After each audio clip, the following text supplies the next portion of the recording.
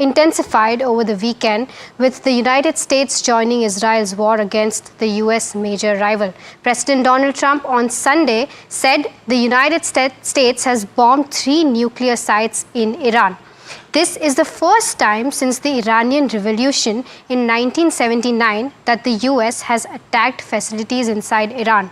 Trump confirmed that B-2 stealth bombers carried out the strikes but did not specify the types of munitions used. Listen in to his announcement. Iranian regime, Fordo, Natanz, and Esfahan. Everybody heard those names for years as they built this horribly destructive enterprise. Our objective was the destruction of Iran's nuclear enrichment capacity and a stop to the nuclear threat posed by the world's #1 state sponsor of terror. Tonight, I can report to the world that the strikes were a spectacular military success. Iran's key nuclear enrichment facilities have been completely and totally obliterated. Iran, the bully of the Middle East, must now make peace. If they do not, future attacks will be far greater and a lot easier. For 40 years, Iran has been saying death to America, death to Israel. They have been killing our people, blowing off their arms, blowing off their legs with roadside bombs.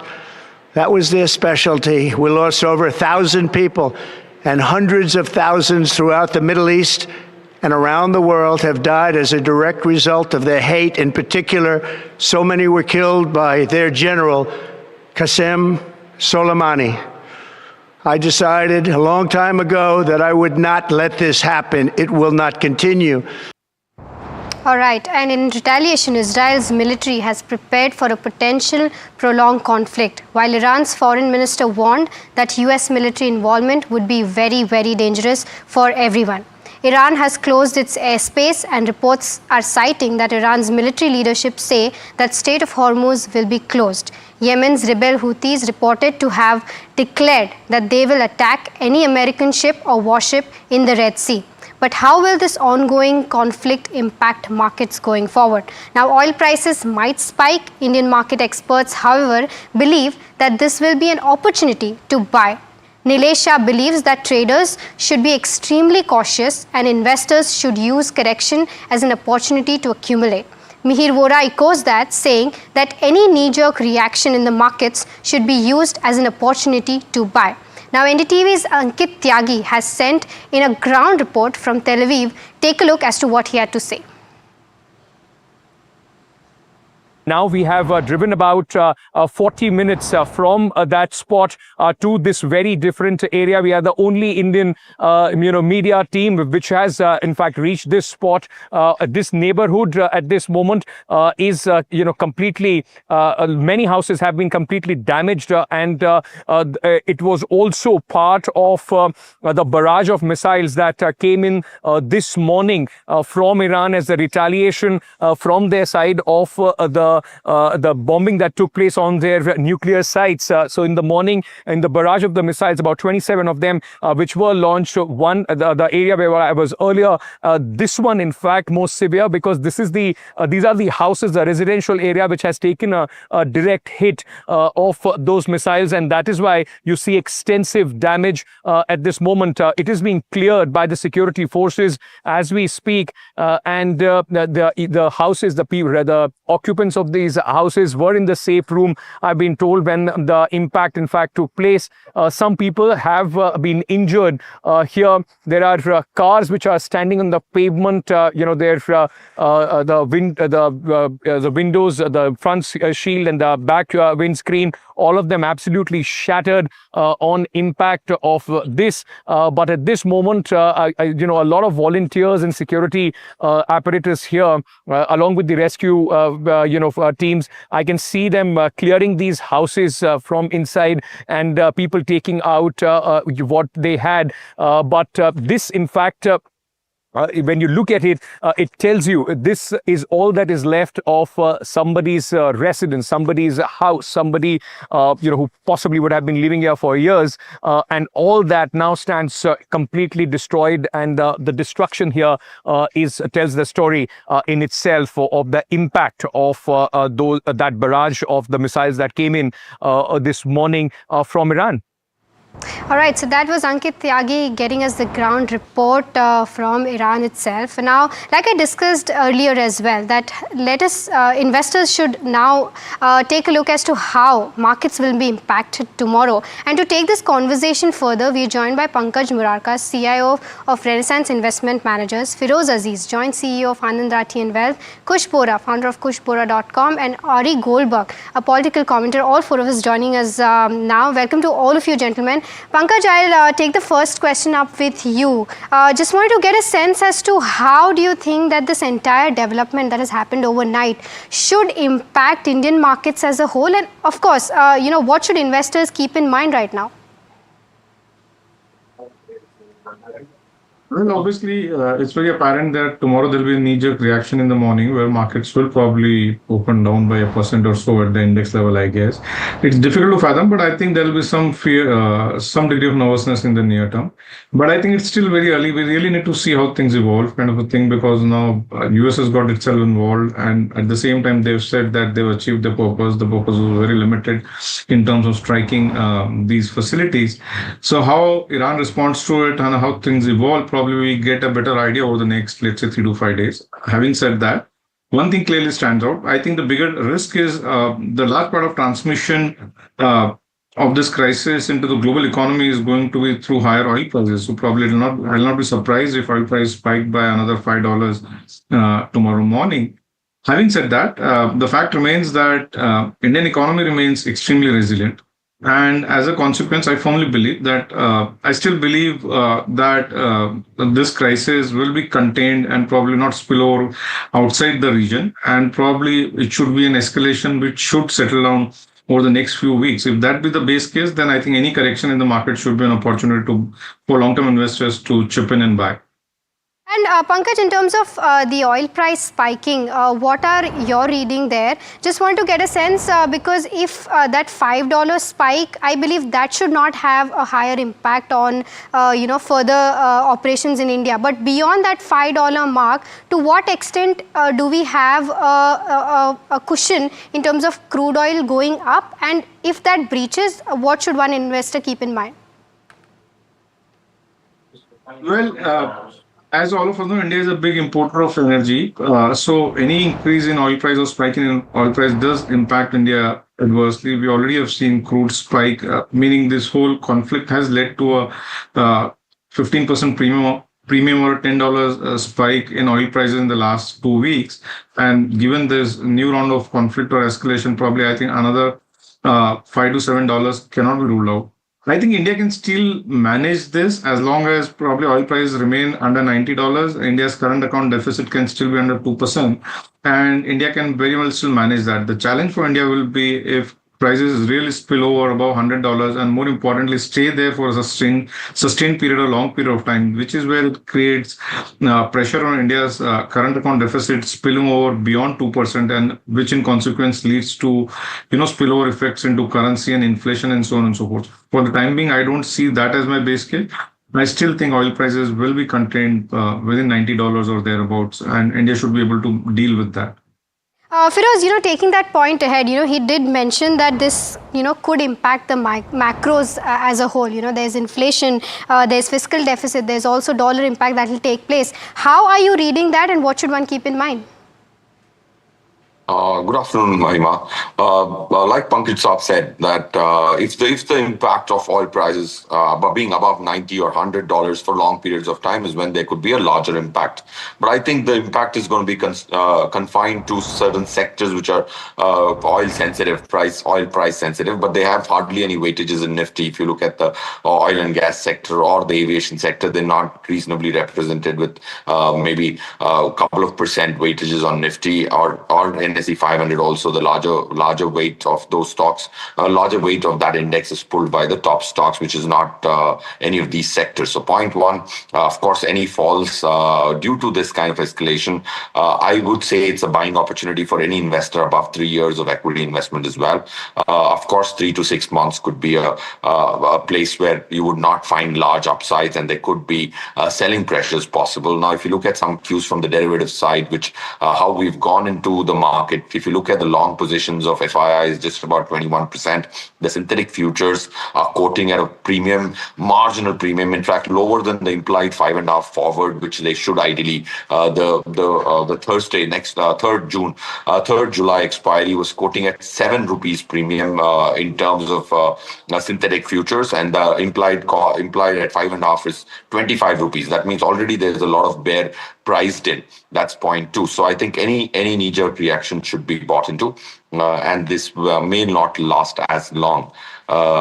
Because if you look at all, like you were flashing on the graphics, all during war, how it's Nifty behaved. Only if you look at one of those wars, which is ongoing, which is from Feb 22, Russia and Ukraine, that has created a dent in only the domestic market of Russia, about 30 odd percent. But I think global markets are more resilient to wars lately because they're more threats than actual full-blown wars like in the past. Right, so any dip in the markets is an opportunity to buy. Feroz, one more question to you. Do you think that because of this, there is chances that there will be flight of safety and investor might shift to something like a gold or US dollars or treasury? What's your reading there?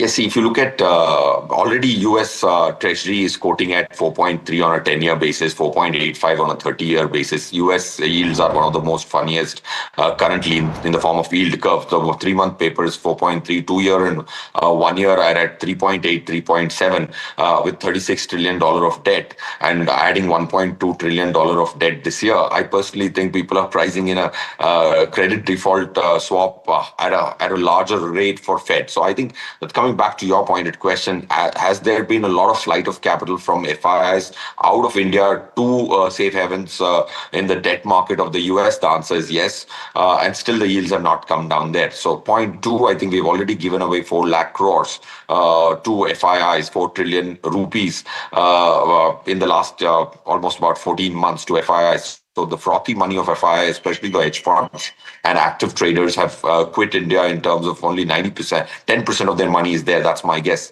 The other FIIs, which are index fund investors and prop institutional investors, have not exited, who are following MSCI and FTSE. So coming back to the second point which I'm trying to make is, I think flight of capital from foreigners standpoint has already happened. Post-COVID, we have added 14 lakh crores. Domestic institutions have added 14 lakh crores in the last 4 years and 2 months. But previous 8 years, they just added 2 lakh crores. So that kind of money is expected in the domestic market. So valuations. Right. I think we seem to have a problem with Feroz's feed, but we'll get back to that answer in a slight bit. But Ori, welcome to NDTV Profit, and I'll come to you specifically on this question. The war has escalated to a whole new level. How long do you think will this last, and what do you think should be the impact of this on the entire world? I think the chances that this new escalation will bring any kind of all-out war, either in the Middle East or in the world, are still very low. Not just because Trump gambled correctly, I still don't know if he gambled correctly, but because nobody wants this war. Nobody in the Gulf wants this war. Nobody in the Arab world wants this war. Iran certainly doesn't want this war. Even Trump doesn't want this war. The only party that is interested in destabilization, certainly at a regional level, is Israel, because that is the new Israeli security doctrine. But Israel cannot do this alone. And I would be fairly certain that the United States attack in aid of the Israeli effort came with strings attached. And those strings were that Israel must try to reach some sort of agreement with Iran. The effect on the world will be to heighten the differences between the emerging blocs. We've just heard that Russia condemned the United States attack strongly. So have all the American allies in the Gulf, although that doesn't mean they'll go to war with the United States. China has not yet said anything, but strangely enough, it is the global South that is lining up behind the United Nations Charter and the rules of the quote unquote old world, and the United States that is leading a bloc that seems to buck every instruction that used to characterize international life previously to this conflict. So we may see a reversal of roles and potentially a reversal of fortunes. And what do you think is the broader Israeli perspective on this US strike? Do you think that this is something that was expected, or this came in as a complete surprise? No, I think Israel pulled out all punches in an attempt to get the United States to strike these nuclear sites. From our Prime Minister Netanyahu basically saying "Long live America" and "Long live Trump" on his recorded statements. I don't think that the United States is again committed to war. I think what Israel is trying to do, and this is probably the most prominent aspect of it, Israel is trying to make the world forget what has been happening in Gaza over the past 2 years and is still happening. This war with Iran seemingly returns Israel to the world stage. This is now about legitimate security concerns. It is about world peace and the potential threat to world peace. And most importantly, it's about casting Israel as a bastion of the global north, fighting the good fight, making sure that freedom is saved throughout the world. And as that happens, what Israel has been doing in Gaza, which is basically demolishing it and killing its population, will have been forgotten. That's a big gamble for Netanyahu as well. I don't know if it'll work out, because I genuinely don't think that we will see a conflagration. We will see a regional or a global eruption. We will see the conflict continue. I don't think it can escalate much further. And then we will see a diplomatic resolution, which, according to current Israeli security doctrine, is detrimental to Israeli interests. All right, understood. Feroz, one last question before I let you go. If tensions escalate further, just wanted to get a sense that what is the kind of defensive playbook that you would advise investors to, play right now? I think the largest weight of Nifty, which is 31%, which is financial services, largely banking, is going to be one of the safest places, because RBI has been generous with the rate cut, and we've come back to 5.5. There's some more headroom, but I don't know when that will happen. But I think short term, there could be some degree of squeeze in terms of NIMs, but medium term, it's very good. The valuations there are very, very good in terms of they're 1 sigma lower than the mean and the median PEs it has seen for the last 5 years. So I personally think banking is the space, and I think any diversified mutual fund also has large portions of banks because of the inherent nature of it being the core sector. So that's what I would play. I would not play the high beta NBFCs in this space currently, because I think there could be some stress there. All right, Feroz, thank you so much for taking out the time and speaking with us at NDTV Profit. Pankaj, I'll come with the same question to you as well. If you were to choose a pocket right now to make an investment, because you said buy the dips as and when possible, what all sectors would you watch out for, and what all pockets will you invest in? Well, nothing has changed much, Mahima, for us. So essentially, financials is our top allocation within the sectors. And within that, obviously, the large banks, we are pretty positive on the large banks in India. But apart from that, we also like IT and consumers. So we think probably global IT spends have been held back because of uncertainty around late last year because of US elections, and then tariff-related uncertainty this year. But it's a matter of time before we start seeing uptick in global IT spending, and Indian IT companies should be beneficiary of that. And also, we're looking forward to a cyclical recovery in consumption spends in India in the second half of the year as we come out of 2 years of slowdown. So these are the three sectors that we like and are a dominant part of our portfolio. Interesting sectors to watch out for, certainly. Kush, good afternoon to you. And, my, of course, first question to you would be, now that this has happened, what are the levels that you would watch out for on the Nifty as well as the Bank Nifty in the next few odd days? Hi, Mahima. First of all, very good afternoon to you, to everyone on the panel and the viewers as well. Just a quick take is that, we'll have to be very cautious of two things. In times like these, it is important to keep calm and, not react to the headlines, and as in when they keep flowing it, keep a close tab on them. Second is to have, a close watch on the price action. Now, not many markets are open, but if you see the two markets that are open, one of them, of course, is Bitcoin and the other one is the Saudi market. Incidentally, both of them haven't reacted sharply to this news. Bitcoin was anyways in a bit of a downtrend, so it's about down 1% or so, being highly volatile. I don't think that really matters as much. In fact, the Saudi market is trading in the green right now. So my suggestion is that we may see as Pankaj just right at the beginning, a knee-jerk reaction. But as long as the levels of 24,800, that being the first support zone, and then as the second one, 24,400, as long as these levels are held, I think Nifty will hold in good stead. Also, the reversal on these moves could be fairly sharp. So any signs of escalation, and you might see very quick reversals of any down moves that we get tomorrow, as and when the markets open. But you don't want to be the first one to jump and buy. Let the market settle. Let's see how the news progresses. And as long as these key levels are held, you could play for a reversal. But as I said, don't be the first one to jump in. And will you expect any kind of sector rotation happening tomorrow because of the entire conflict? Actually, not Mahima. The reason being that we want to see how soon does it die out. If it does, then I think it'll be business as usual in the next next few days. If it escalates, then yes, there will be flight to safety. But I remain neutral right now just to see how markets react and how the news flow also comes in. For now, NBFCs, banking, and realty. Even though the NBFC and the realty spaces are high beta, but if the news dies down, that you will see the continuation on up move on this one. Select pharma names were doing well. So I think things will start moving as they currently have been for the last 8-10 days or so in terms of the sectors as well. So as long as the news flow dies down and market absorbs it rather well, I don't see a very heavy sector rotation in the coming days for the markets. Yes, if it does extend, then you will see flight to safety. Okay, Auri, I'll come to you on this question. How do you see, Iran retaliating? Because there are media sources that are suggesting that the military is already ready to attack any warships that come in the Red Sea for the US. How do you think, is the region already prepared for it? And do you think that if this further escalates, how will that overall impact the relations between Iran as well as Israel? I think Iran has various options. The most likely one is firing missiles at American bases throughout the Persian Gulf and the Middle East. I think it can also do some real damage to global shipping. I'm not convinced that this is necessarily the path Iran will take. I'm sure we will see some symbolic exchange of fire with regard to American bases, but I think Iran will focus most of its offensive efforts on Israel, as it has done so far.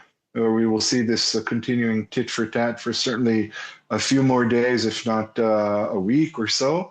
But I think that what's being called a diplomatic effort, even by Prime Minister Modi, is certainly very much on the table. It is about crafting face-saving mechanisms that will allow Iran to retreat with some dignity and will also allow Israel to proclaim victory, as well as the United States. I just saw that Prime Minister Netanyahu made a statement about how he has fulfilled his promise and Iran's nuclear facilities have been destroyed. That is the same as President Bush's mission accomplished speech with regard to Iraq.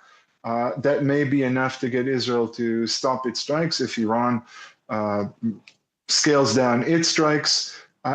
I'm not sure what sort of retaliation will actually take place, but I think that the Iranians enjoy this position of being the one who has to respond. Iranians don't necessarily like to initiate, so I think they consider their options as having just grown significantly because they are now in that position of the responder and not the person who generates or initiates the process.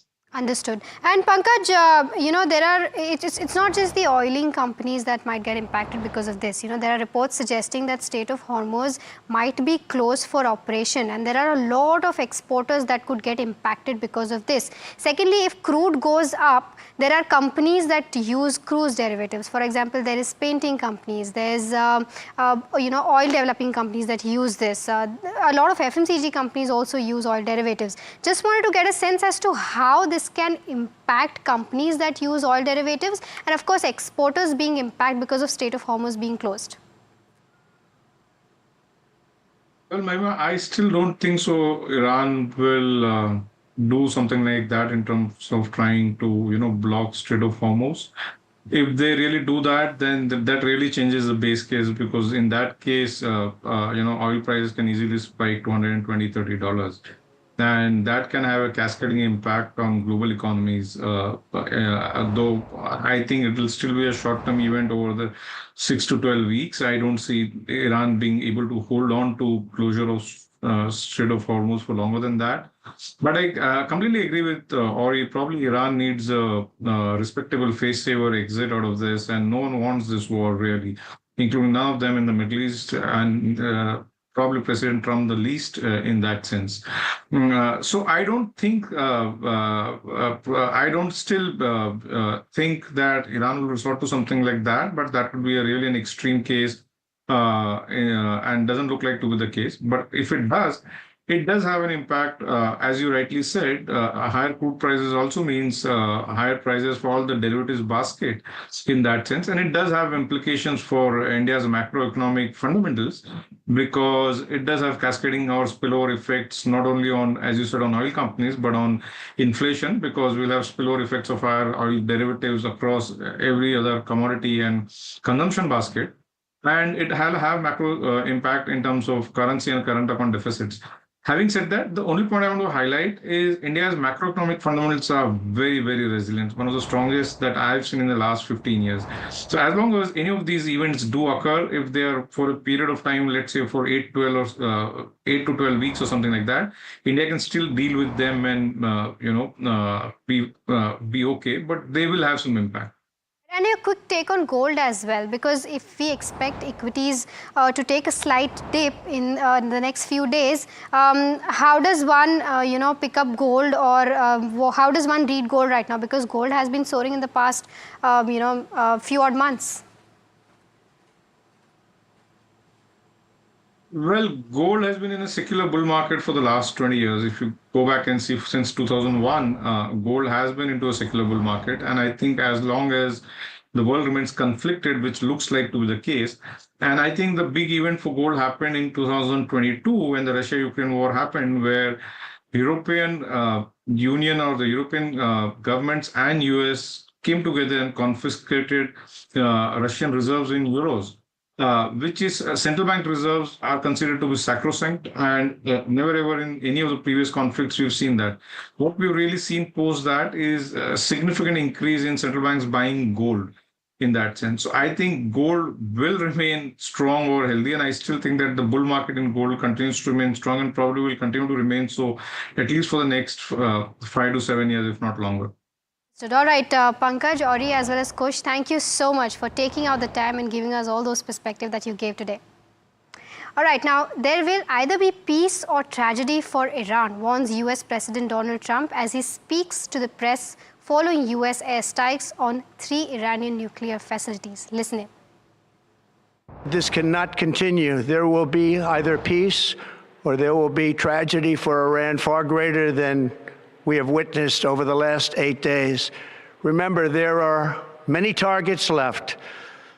Tonight's was the most difficult of them all, by far, and perhaps the most lethal. But if peace does not come quickly, we will go after those other targets with precision, speed, and skill. Most of them can be taken out in a matter of minutes. There's no military in the world that could have done what we did tonight. Not even close. There has never been a military that could do what took place just a little while ago. All right, that was Donald Trump indicating that this does not look very good, and it might end into it might escalate the war quite further. But with that, we're completely out of time on this special edition of Iran-Israel conflict. But do stay tuned to NDTV Profit for more news and updates on the other side.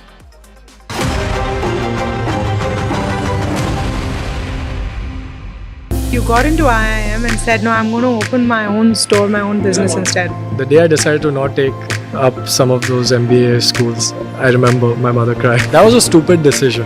But when stupid decisions work out, you seem like a genius.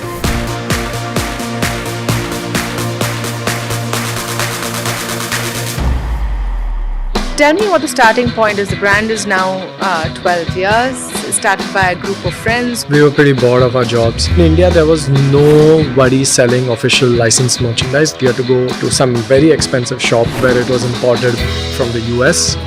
Or you had to go to Fashion Street where it was 200-300 rupees. The licensing part is where I would say that you spotted the opportunity. Why do you think nobody else has done it? Because industry is run by a lot of old people and they probably don't understand the opportunity sitting on it.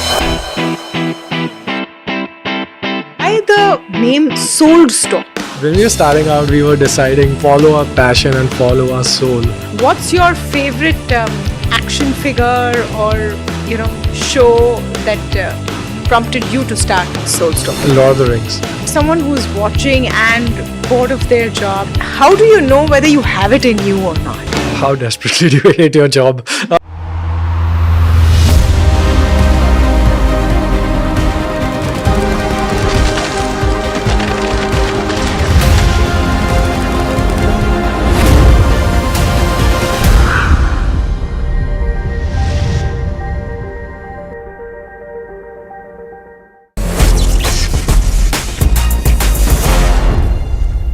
You got into IIM and said, no, I'm going to open my own store, my own business instead. The day I decided to not take up some of those MBA schools, I remember my mother cried. That was a stupid decision.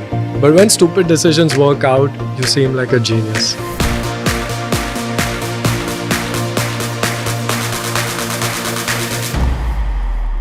Tell me what the starting point is. The brand is now 12 years. Started by a group of friends. We were pretty bored of our jobs. In India, there was nobody selling official licensed merchandise. You had to go to some very expensive shop where it was imported from the US. Or you had to go to Fashion Street where it was 200-300 rupees. The licensing part is where I would say that you spotted the opportunity. Why do you think nobody else has done it? Because industry is run by a lot of old people and they probably don't understand the opportunity sitting on it. Why the name Sold Store? When we were starting out, we were deciding follow our passion and follow our soul. What's your favorite action figure or show that prompted you to start Sold Store? Lord of the Rings. Someone who's watching and bored of their job, how do you know whether you have it in you or not? How desperately do you hate your job?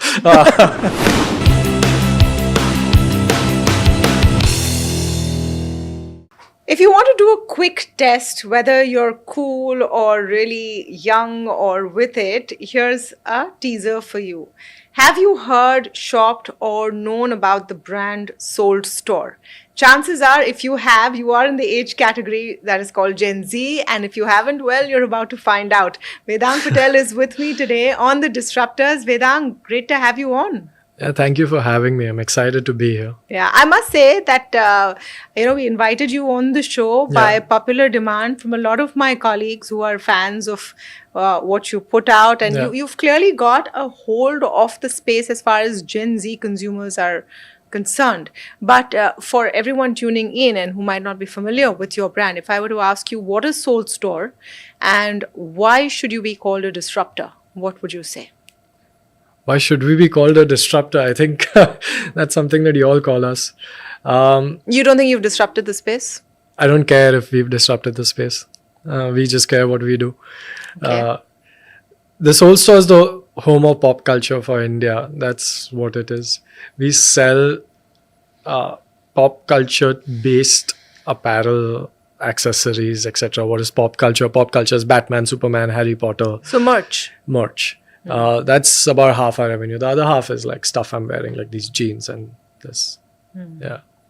Okay. So tell me what the starting point is. The brand is now 12 years. Yeah. It's started by a group of friends, all of you from Mumbai, in your first jobs as financial analysts. Then what happens?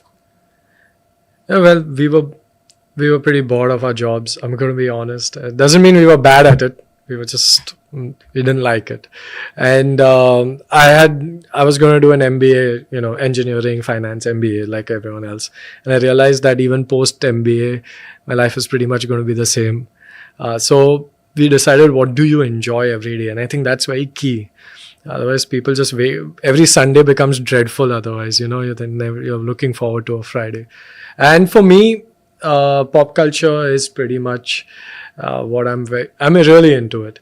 As I think I told you, my dog's name is Hobbit. I'm like love Lord of the Rings, Harry Potter, any of the superhero comic books. I've read it all, and I wanted to do something in this. And in India, there was nobody selling official licensed merchandise. That platform didn't exist. If you wanted, for example, like a Batman T-shirt, you had to go to some very expensive shop where it was imported from the US, or you had to go to Fashion Street where it was 200-300 rupees, so there was a big gap in the market, and we decided, let's do this and let's start. And we started very humbly. None of us come from money.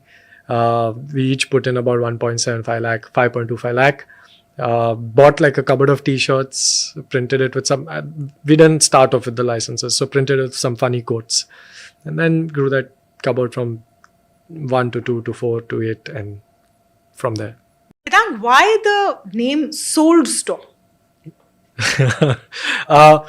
So when we were starting out, I just want to put an underline. We were 23.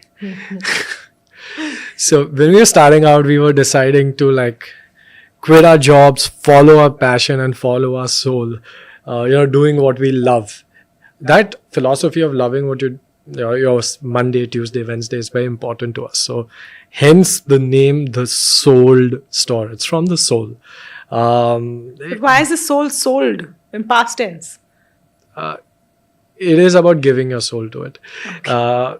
But if you... the name is not easy to pronounce. Soled. Okay. That's what you got initially. People say, oh, you started Solid Store. At least the delivery guys and all still say it, Okay. But now the name, and this is a fluke, so I don't want to take any credit. Hence, I gave the caveat. It embodies who we are even more. And is that what soul looks like? Yeah, Why don't you that's show it to the camera? Your little Is it? logo. That's the logo, Mr. Souls.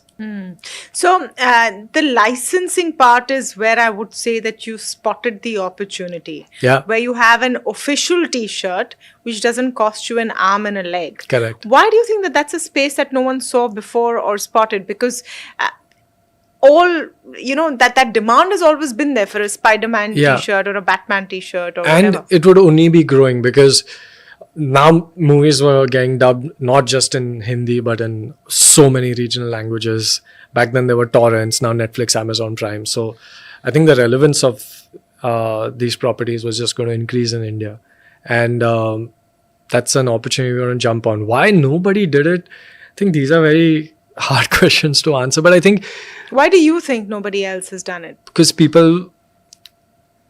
industry is run by a lot of old people and they probably don't understand the opportunity sitting on it, right? Okay. So you're saying that big brands didn't figure out this is what the youth wants or young adults want. Correct. You cater largely to this segment. This is what you identify with. So that's where the brand identity comes from. Yes. Okay. Yeah. So tell us why. Tell us your brand philosophy right now. The brand philosophy, that's a very deep question because we think a lot of branding. I think the way we define it is to create a brand is to create expectations from a customer and then sticking to that expectation. That happens with consistency. So for us, it is that if you have a product out there, it has to just be great design. And great quality. And that's the reason we have created this loyal customer base. I feel a lot of people, they mistake branding by making a celeb dance on TV and think this is branding spend. I think you're doing awareness. Branding is consistency through the years, making sure that customers know what they're going to get. And that's the philosophy that we follow. Tell us about the expansion that you saw of Soul Store. You started as an online store, and now what is your presence in how many cities? How large have you gotten? I have a very funny story here, though. Yeah, sure. We raised money thrice. So the first time we raised money in 2018, I remember when I went to pitch saying that one day we'll start a store, by the way, because the Soul Store is all about feeling. It will be a great place, and every VC we pitched to then said, I love your online story, you're doing so well, but if you are starting a store, then I'm out. Okay. So Soul Store couldn't start a store. We found the right partners, but this was in 2017, 2018. Then in 2022, the same people, obviously, for the next round when we went pitching, and omni-channel had become a buzzword. And then everyone was like, if you don't go offline, we will not give you money. Like, the money should be used for offline. So I realized that there's a lot of herd mentality in that space. The reason we started our first store is because we feel like the experience can be great. Also, we wanted to not be reliant on Google Meta ads for the growth of the business. And then we were looking at what would be the cost of a billboard. Then we saw what the cost of a billboard on Linking Road was, and it was in many lakh. And we realized this is almost close to the rent that you'll pay for a store, and there'll be a permanent billboard over the store, which is your facade, as well as like customers can come, interact, and buy.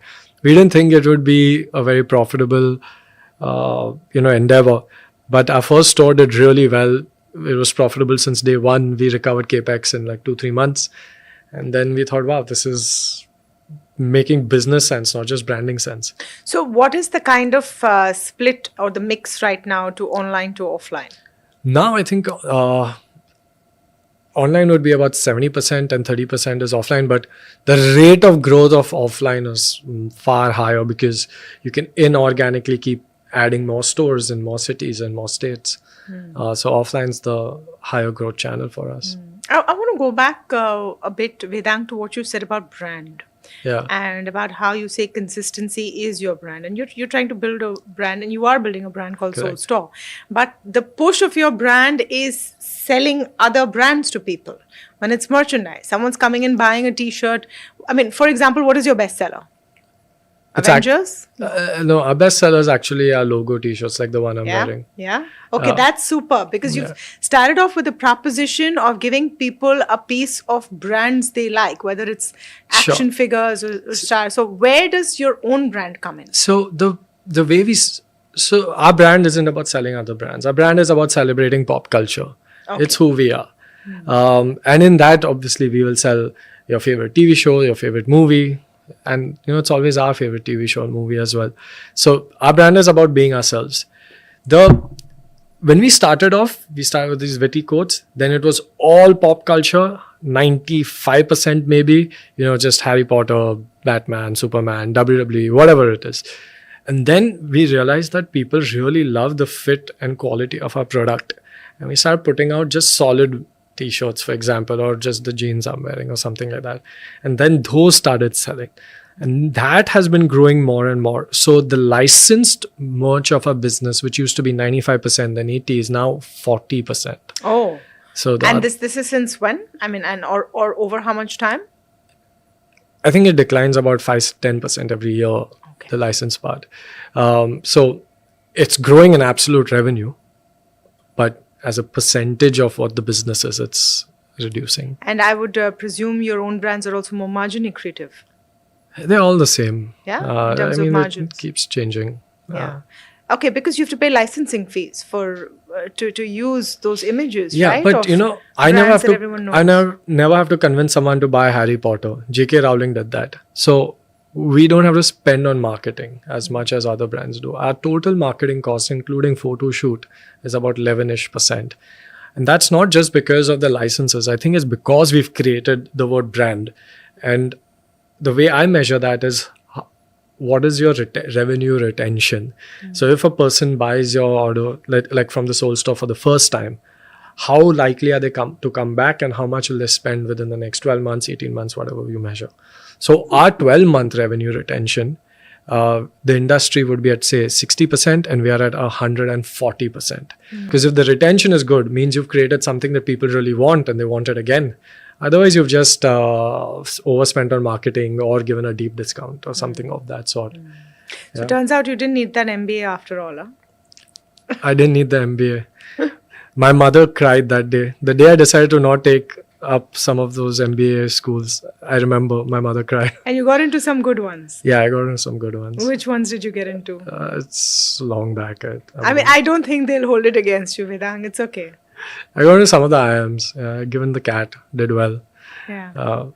So you got into IIM and said, no, I'm going to open my own store, my own business You know what? instead. I'm going to say this from the heart. As being as wise or slightly wiser than what I was then, that was a stupid decision. But when stupid decisions work out, you seem like a genius. You know? No, so the reason I'm asking is, for someone who's watching and bored of their job, and I'm sure there is a sea of 20-year-olds who hate their jobs and get the Monday blues from Sunday evening itself, and they're saying, okay, I want to start my own business. How do you know whether you have it in you or not? How desperately do you hate your job? Yeah, where you're willing to forego the paycheck at the end of the month. Not just that, right? Like you're willing to forego a social life for the next few years. And some of it may not be because of time. A lot of it is because now you can't afford to eat out. It's really weird when you're in that age, like 23, 24, all your friends are going out and you may just go to dinner and not eat. I think that hit in lifestyle is really hard. That happened with you? Yeah, of course it happened. So tell me about that. You leave your job, you say, I'm going to start a store. I put in all my money. This 1.75 was taken from your parents, so this was your savings? It was my savings and I did support my home.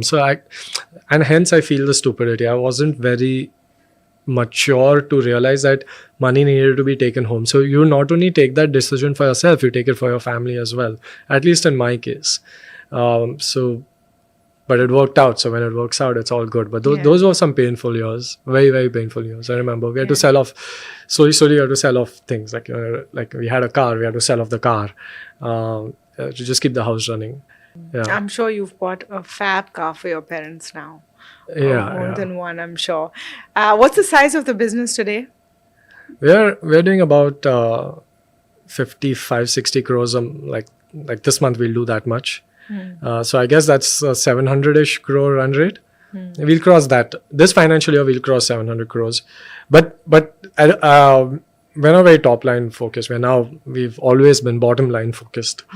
That I think we'll do about a 10% PAT, which we are very excited about. Okay, that's good to hear that there's a business that's starting out that's more bottom line focused than others. You're also in a very, very competitive space where there are some huge corporates, deep pockets with enough cash to burn, massive discounting, maybe more reach. None of that has bothered you. You've stuck to your focus. We create something that's very unique. I'll give you an example, right? A lot of brands, fast fashion brands, what they do is they go to most of these manufacturers in India and then they will say, kya fabric hai? Dikhao. And they'll be like, iska 500 short banao, inko 300 banao. Soul Store, all our products are uniquely designed. So it takes a lot more time, a lot more work, but then you don't get it anywhere else. And hence we don't have to play the deep discounting game or do a sale now, do a sale then. Because that's a race to the bottom, and that's also how you erode brand equity. Then you have to start compromising on quality, things like that. We don't do that, right? Soul Store is truly unique. There's nothing like us in India. There's nothing like us in the world. I was in the US 2 weeks ago. We want to start a store there. We're going to start one in the Middle East, a few in the Middle East this year itself. Because we have a right to win. There's nothing like us. In the US, wait 1 second, let me just stop you there. That's, I would say, the mother market of merchandising and, selling all of these brands. That's true. But I can understand in India, there would be a demand, okay, I want a Hulk t-shirt, but I want an original one or whatever. Yeah. But in the US, where is that hunger? I mean, they're enough to fulfill it. I'll tell you what.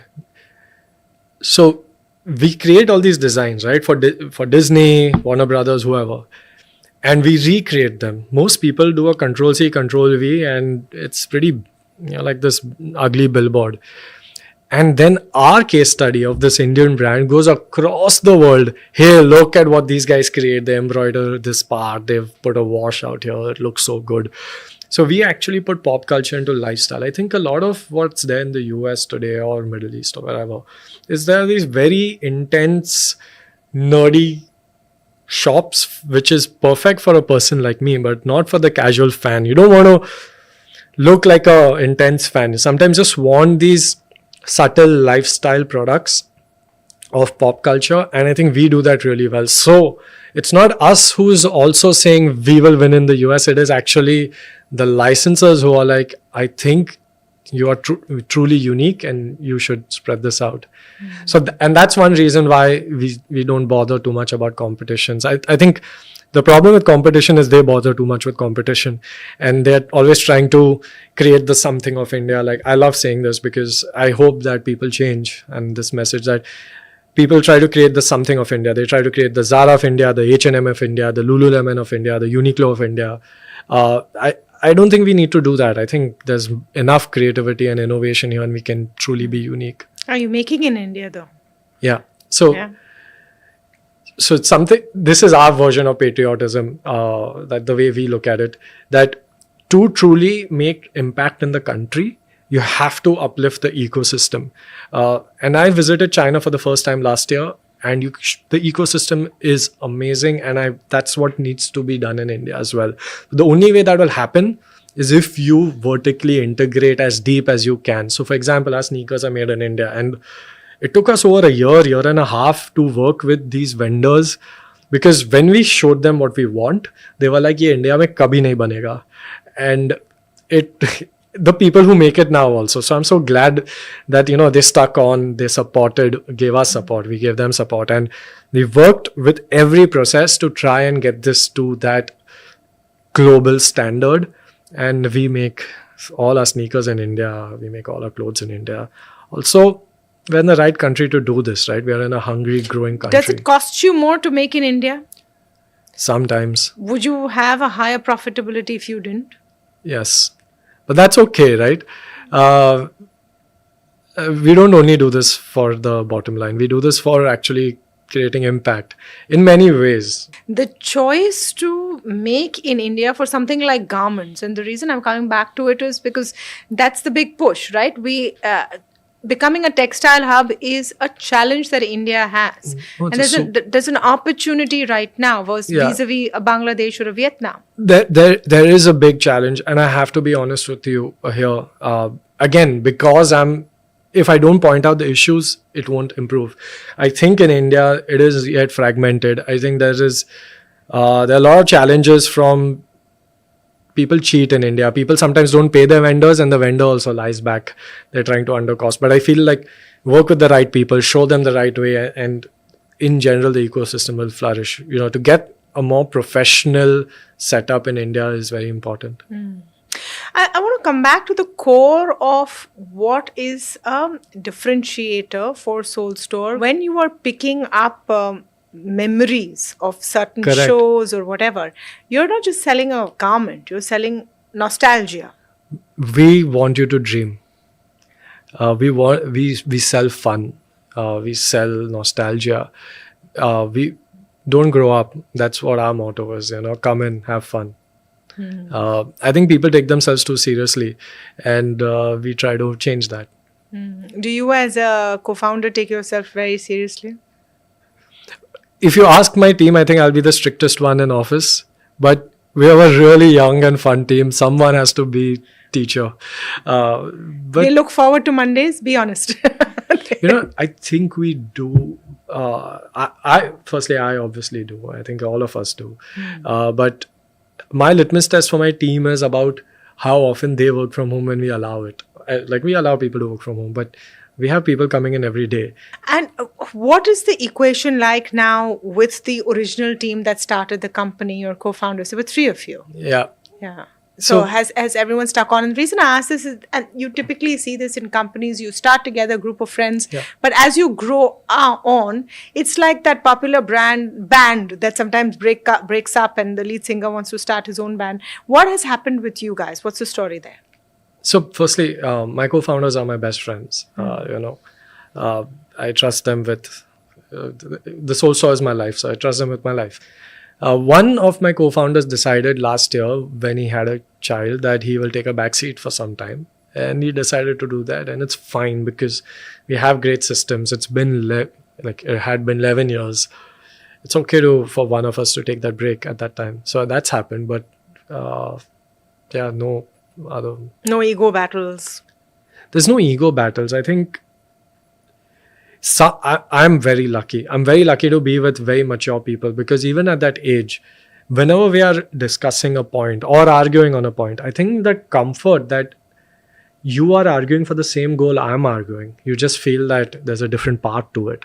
I think once you have that comfort in that room, that you're not doing it because you want it your way, then ego's out of the window then, you know. What's next? Where do you grow from here directionally? Yeah. Where do you take the story forward? Well, the world's ours for the taking is the way I look at it. So many things, right? Step one is we are going to go global this year. I think we're going to keep adding new categories because we have this loyal customer base, and I do mean very loyal. Like, they will rate us very high, they will repeat, etc., etc. So when we add new categories, it adds the lifetime value of a customer for us. The third thing I would say is we'll keep increasing this number of stores in India. We have about 51 today. Our stores are extremely profitable. They do about 3-4 times the revenue per square foot of what the industry does. So I think the industry is at about 11,000-12,000 rupees annually. We are at about 40,000-50,000 rupees per square foot. So we will start these stores. We recover capex within the first 6-7 months. And lastly, we will also be launching a new brand this year, because we have a very dedicated product focused team, and we think that there is some merit in utilizing that intense machinery to start more brands. Okay. And fundraisers on the anvil, going public, IPOs? Yeah, the plan to IPO is in about a year and a half, but this is not my domain. This is not my circus. I think I will listen to what a lot of smarter people tell me here and advise me on this one. But yes, the plan to IPO is in about 1.5 years. But I mean, at the end of the day, when you do list, you will be in focus. It changes. Unfortunately. It'll change. People will look at you and your balance sheet and your commentary. I hate that. It's a different circus. Yeah, because as a brand, we like to be this friendly neighborhood store. We don't like to seem, and if you come to office, you'll realize this. We're not this corporate machine, but I think the perception shifts. I hope it doesn't internally shift, or even to our customers. We like to remain under the radar. You have a year and a half to prepare, at the very least. All right, we'll wrap up. We'll wrap up with a few quick questions to Vedang. What's your favorite action figure or show that prompted you to start Soul Store? Lord of the Rings. Yeah, Lord of the Rings buff. Major. I still sometimes would go and read like all these fan theories and all, even though that's... What do you think of fast fashion and the vilification of fast fashion? We don't like non-designed cheaper products for us. Like, we don't like that. I don't think the vilification is to each their own opinion. So you wouldn't consider yourself in the fast fashion category? No, we are extremely purpose-built designs. Like, every single color on this logo, for example, has also been chosen. So it takes over 1.5 months to just get the sample right.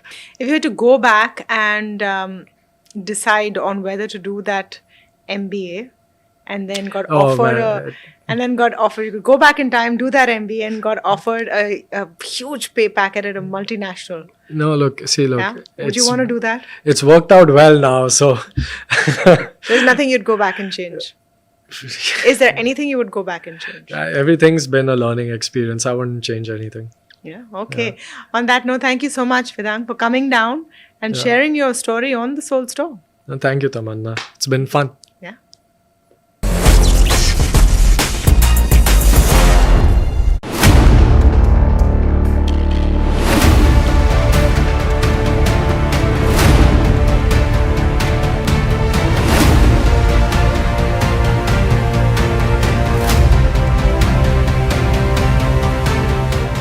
course, is an ED seeking explanation on Yuvraj Singh, Harbhajan Singh, on why they are endorsing such platforms which are banned by Government of India, and the mule account and Benami transaction, the kind of promotional payout being given to some of the media houses, the ad rates are between 50 crore to 100 crore. What happens in reality is that under the garb of skill-based game, they end up promoting gambling only. 27,000 crore is what the tax evasion, the top popular betting apps are actually evading. Between January and March alone, they have seen 1.6 billion of traction.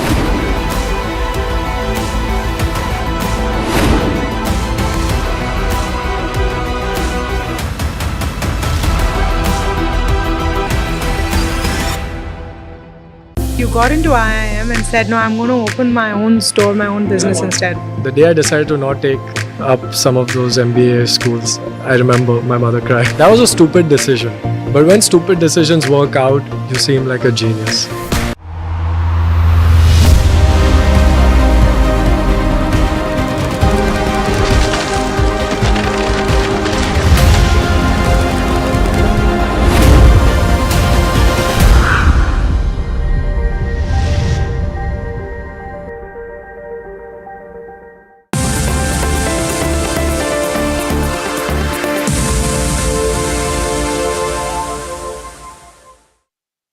We're at the DLF Country Club in Gurugram. This is an address that is synonymous with luxury and elegance, and fittingly, I'm joined by Akash Ori, Joint Managing Director and Chief Business Officer at DLF Home Developers. Thank you so much, Mr. Ori, for taking time out. We're talking to you barely days after you've sold out another record project here in Gurgaon, Privana North, 11,000 crore in sales. I cannot wait for you to show me and give me a flavor of what it is that DLF actually offers and what makes you charge these premiums and sort of bring this real estate market out of its slump and back to its back on all fours. Why don't you show us, give us a tour and give us a flavor of what DLF brings to this real estate market.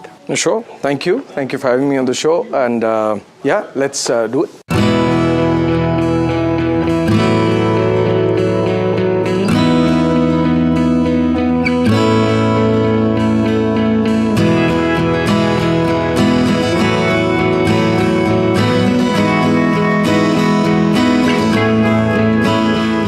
I've been living in Gurgaon for almost all of my life, and it's always been sort of a wish to come in here and see what the other side looks like, and it's a privilege now that you're here with me. Talk to us about Privana North. What sort of biomix are you seeing there? What is the sort of margins you're seeing in that project, and give us some timelines also. So Privana, first of all, absolutely overwhelmed and very grateful for the support that we've got for the sellout. It is also a record of sorts because the scale of what has been done is never been done in this country. So over 11,000 crores of sales. Again, whether I want to get into in a week or 5 days and all, those are immaterial right now. I think what is important is that the huge endorsement for a DLF brand. The product is definitely the hero this time. Glass facades, 3.4 meters ground to ceiling heights, large decks. It's an evolution, every time you get better, and the Privana environment today, or the ecology there now, it's become, it is now something that has caught the attention for a lot of people, Right. And not only here, I'm extremely grateful for our support from our NRI customers, from the rest of India, and of course the Gurgaon NCR markets, which have wholeheartedly endorsed us. What's the NRI demand you're seeing there? Well, this time, our average NRI demands have hovered around between 25 to 27%. This time it's about 30. Okay. Slightly higher. Slightly higher. Okay. The price points this time are also higher. I mean, they're about 9.5 crores average, Average. Penthouses are about 25 crores. Okay. We are in DLF Phase 5. This is a sort of township that has evolved to be the center of Gurgaon, the Phase 5 part. Privana also we've seen now Southwest and now North come up. Is that going to be the next sort of center of Gurgaon? This is going to be a very unique proposition because of almost over 100 acres of contiguous land. Okay. And I firmly believe that DLF is in the business of making communities, developing townships, making sure the infrastructure is commensurate to what your living standard should be, and of course making homes and dreams for you, which you cherish for the rest of your life. Under the Privana flagship now, about 25,000 crores in sale. Are we going to see more come up under that same brand? Yeah, there are going to be a couple of more. Okay. As I'd earlier said to you, that there are about 116 acres of contiguous land. So these are now this is the third launch, and that is going to be the new hub. That is going to be the new Gurgaon. In terms of your broader project pipeline for FY26, are we expecting more from the Privana brand within this fiscal year? No. Okay. Not Privana. Right now we've got Mumbai to focus on in terms of FY26 as well. FY26, that's Mumbai, and then of course, as per our guidance, we've got other projects coming up. So I think that's what is going to take most of our time. Dahlias 2.0 will be sometime in December. Talk to us, Mr. Ori, also broadly about the luxury housing market as well over the next 3 to 5 years. What do you see it as developing? See, what is happening right now is, and I've said this before, I'm going to say it again, residential real estate has become a priority. Yep. Priority for people because post-COVID, people realize that, look, home is something that they want to go back to, rejuvenate, enjoy, relax, and should there be a need to even be sitting at home for some time, that is something that they should enjoy doing. So what that has led to is that people have wanted better and bigger homes. Today they are wanting to or they prefer, as real estate in other asset classes also, or even priority wise, it's become the number one thing to do. Okay. So what has happened is price has become a secondary situation here. Earlier you would look at a product and you'd want to know what the price is. Right now you look at that product, you see the features, the attributes, and you want to be there. Yep. And therefore, if there is a price to it, then you work around getting that story going. So that is something which is changed this time. How is sort of Gurgaon's infra aligning with the real estate prices, especially with you sort of dictating the luxury real estate and sort of residential market? Talk to us about how Gurgaon's infra is aligning with that. So, the good part about what is happening in Gurgaon today, Gurgaon is becoming the preferred choice for real estate investments across the world and in India. Yep. It's no more an NCR only preferred market. The rest of India is also looking at Privana. Happy to tell you, the Privana North launch this time has had about 15% business from the rest of India. Oh, and about, wow. Almost 30%, as I said, from NRI. So what is happening is right now is the other good part is that the government is planning Gurgaon for the future now. Okay. So there's good infrastructure projects, there are things that are happening in terms of how to decongest roads, how are you going to be managing water issues, and amongst other infra-related matters. So government is very seriously putting all that together. Right. Thank you so much, Mr. Ori. Thank you. It's Thank you always for your been time. a pleasure. Likewise. Thank you. Catching up with you. Congratulations on the Privana sellout, and you. best of luck for your future launches. Thank you again. Welcome to NDTV Auto. Ivan Espinosa is with us, and we are really excited to talk about their global plans and India plans. Thank you, Ivan, so much for talking to us. My first question to you is, because there's so many things that have been going on about Renault, Nissan, and Mitsubishi tie-up. We want to understand where does the tie-up stand right now. What is happening with Honda? Because first your conversations were on and then they were off. So we want an update. Where does Nissan stand right now globally? I thank you, Mugdha. Thank you for the time. A pleasure to be here with you. Nissan is going through a transformation phase, as we have announced recently.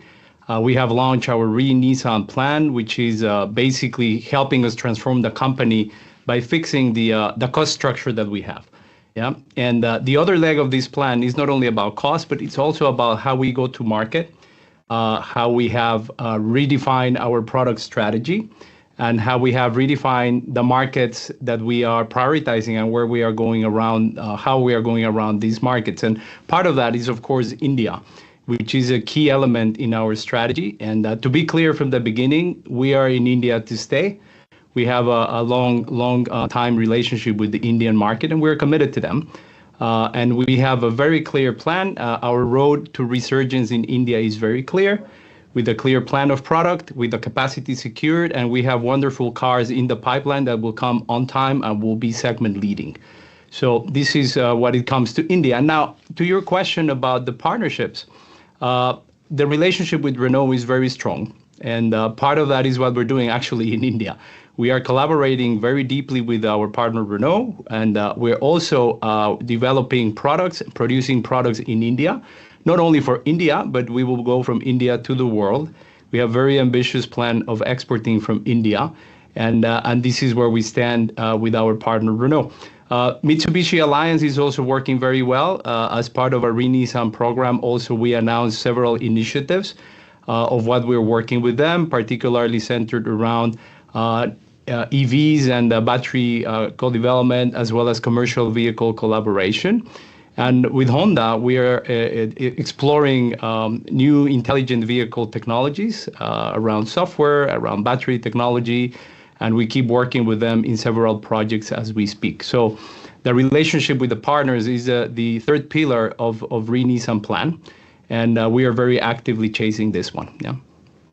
You know, Ivan, we have been hearing this, that India is a very important market. And when the ARC plan was announced, then too, India was mentioned specifically. But my question is, if India is so important, then what was the reason for you to sell stake in the manufacturing plant to your partner Renault? It was simply a rebalancing on our share structure, but the priority of India hasn't changed. We have, as I said, a very good relationship with our partner Renault. We have secured the product pipeline, and we have capacity that we have agreed with Renault. So we are in India for India to stay in the future with us, and we are committed and sure that we will be delivering exciting cars to the Indian consumers. Ivan, I want to ask you this a little bit, maybe bluntly. See, from where we stand, when we see Nissan in India, first of all, your product portfolio is limited, to say the least. And it has been like that now for not 1 year, it's many years now that it has been like that. Then the products that you are bringing in, your partner Renault is also working on the same kind of projects. So how do Indian customers believe in your identity? What does Nissan stand for in India? If a person is in the market, maybe even when you launch your new products, right now you have only one product, but when you launch new product, then too, they have the same option with your partner. So where does Nissan stand? What is it that Nissan brings to the table? Yeah, well, we will very quickly move from a 1 or 2 product company to a 5 product company in India. And these products, as I said, will be segment leading. These are products that were designed by Nissan designers and worked upon with the planning team in Japan. So these products are delivering what Nissan stands for. Of course, there's a partnership that we are working with Renault. Products are engineered together in the R&T-BCI center. So these are products that are co-engineered in the center and produced in RNA IPL. So it's a fruit of the alliance, and it's, I think, a very good symbol of how we can collaborate within the alliance to provide value to our customers while we protect our identity. Good example is Magnite. So Magnite is also a fruit of the alliance, and it's a car that is full of its own identity, and it's a very successful product that describes very well the attributes of Nissan, because we take a lot of care on making sure that the Nissan attributes are protected in every single product that Nissan does. Either it's engineered in Nissan or it's engineered together with a partner, like it's the case of the products that we will be launching in India in the near future. You know, you spoke about how you want India to be your export hub as well. Wouldn't it have been a little bit better if you had a little bit more stake in the manufacturing plant? And what is the current structure of your arrangement with Renault for manufacturing? Yeah, I think the shareholding arrangement doesn't change what Nissan can deliver in the market. Yeah, this is just a business discussion that we're having with our partner. And it's something that is not affecting our competitiveness, our time to the market, or our capability to bring very competitive and exciting products to our customers. So this has been secured in the discussions that we have with Renault. We have enough product in the pipeline. We have the right capacity, and we are very excited to roll out these products, which, as I was saying at the beginning, are engineered by are designed by our designers in Yokohama, co-engineered in India, to bring the best of the best that we can into the Indian roads, and also to take advantage of a great competitiveness that we have in India to export to many, many markets. To give you an image of how much we will be bringing outside of India, we're targeting around 100,000 units to be exported out of India towards the end of 2026, 2027. Yeah. So it's really important. Okay. Now, I'll tell you something. Indian market is as any other market as well, but I think Indian market is changing rapidly. We see companies now bringing their facelifts much sooner because customers demand that. With the current structure, as we understand, I think Indian calls are mostly routed through Europe. So how nimble are you to change your plans or adjust to customer demands in India? Actually, very nimble, because it's a beauty that we have the engineering center there and the factory as well. So we are very reactive. We can move very quickly. And the fact that we have two companies, two partners working behind, it's adding to this. Because if we identify something that has to be updated, we can leverage on each other and bring these solutions quicker in a more organized and quick fashion with cost competitiveness to deliver a great car to our customers. So it's really a good setup that we have. So from the outside, it might be seen like the relationship is weakening, but it could not be more far from this. Yeah, the reality is we have a very close relationship with our partner Renault, and we are very happy and excited to bring these cars to our Indian customers and also use the Indian competencies and capabilities to bring the products outside of India. You know, I'm gonna say something here. You said that you're very nimble, but the history doesn't show that. Magnite has been in the market for some time now. Yeah, there have been some facelifts, some updates on the Magnite, but the product launches themselves have taken way too long. So much so that customers have almost forgotten Nissan. There's just one product, only one segment, and there too, your positioning is on the value side with Magnite. How are you going to attract Indian customer where it's just not about value, but about Nissan's products, and products take center stage and not the cost that they come at? You know, there's this saying that there is nothing a great product cannot solve. And in the next 18 to 24 months, we will have 3 new cars, very well centered for the Indian market. We will be having an MPV, and right after that, we will have a C-segment SUV 5-seater. And after that, a 7-seater SUV, which will be, as I said, segment-leading cars. And the proof of that is that it will not only be sold in India, but it's going to major markets around the world, leveraging, again, on the technology and the quality of what can be built in India. Okay, now let's talk about one of these products is EV as well, as we understand. Well, these vehicles that I was referring to are not EVs. These vehicles are coming before that. And of course, we are revisiting our portfolio for the long term to see how we bring some exciting electrified vehicles to the Indian market later on. So are you planning to get India-specific EV, or because you have EV products in your portfolio, that's something that you're planning to bring? Now we're analyzing options. As in our lives as OEM and vehicle manufacturers, we need to look at different alternative scenarios. And of course, as you said, we have very good products already in the global portfolio, but we could be exploring also what we could be doing with the partners in India or by ourselves as well. So we have several options that we could explore and consider. So now you're saying that next 1.5 to 2 years is going to be very exciting for Nissan. You have 3 new products coming up. How are you preparing for these launches in terms of strengthening your dealer network, in terms of strengthening your service network? What is your plan in terms of even making Nissan a more prominent name in the Indian market? Right. Well, we have very loyal partners, and this is something that we are very grateful for because they've been very patient, as you said, with us. It's been some years of product draw, and that we are now changing. And I think we have very competent partners. We will be dedicated to training them and giving them all the resources that are necessary to launch these products properly and to have a great customer service and customer satisfaction, which is one of the unique things that Nissan is very strong at in the Indian market. Yeah, so we will keep protecting this and build on that strength that we have by adding now the new vehicles in the portfolio. And as I said, ensuring that our partners have the right resources, the right support and training so that these vehicles are a complete success. What is your investment plan in India? How much are you investing in India? Well, we have already invested over 700 million euro in these vehicles that I was just talking about. So the commitment, as you can easily see, is very big. So we are committed to India, and the investment proves what we're saying. So we are really walking the talk, as we say. Okay, and in this.